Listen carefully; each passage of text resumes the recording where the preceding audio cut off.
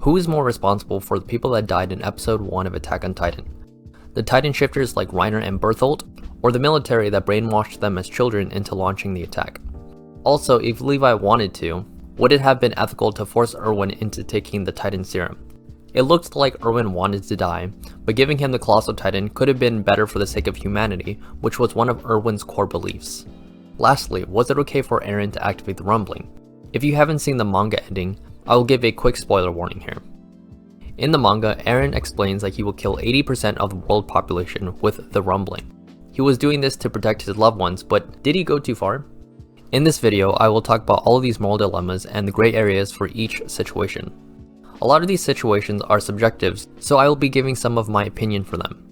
Although I would also really like to know what you think about these dilemmas, so please share your thoughts in the comments for your perspective or any key information that I might be missing.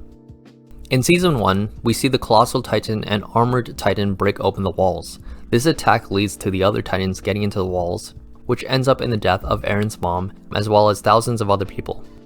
Eventually, we also find out the people that were responsible for these attacks are secret Titan shifters, Bertholdt, Reiner, and Annie. I think most viewers would have seen these characters as completely evil. They used their powers to take away countless innocent lives, but what people also didn't know at the time was why were they doing this.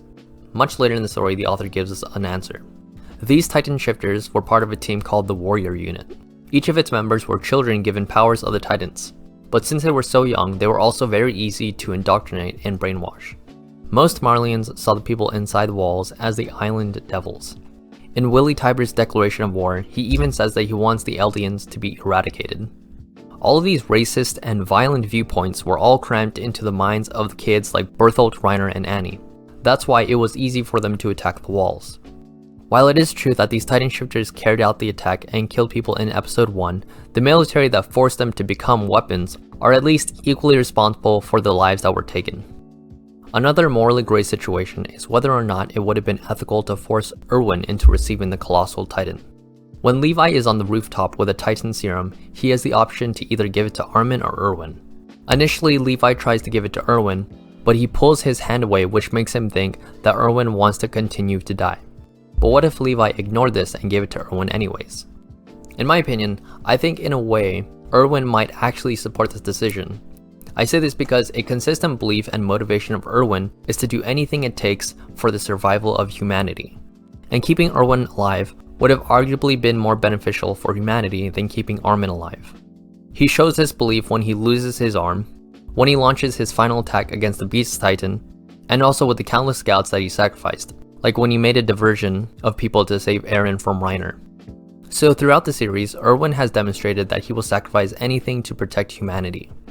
Although he would probably be resentful to Levi at first, I think he would understand more after finding out that Armin was the only other option and would be a necessary sacrifice. Erwin has been commander of the scouts for 5 whole years. This means that he has much more experience in leadership and strategy. While it is true that Armin was smart enough to figure out the Colossal Titan's weakness, Erwin has a lot more achievements with making strategies. He was responsible for taking down the female Titan and capturing Annie. He successfully overthrew the royal government that was willing to sacrifice 50% of the island's population. He planned the defense against Rod Reese's Titan. And of course, Erwin also made a plan to make sure that Eren would stay safe from being captured and give Levi a chance to kill Zeke.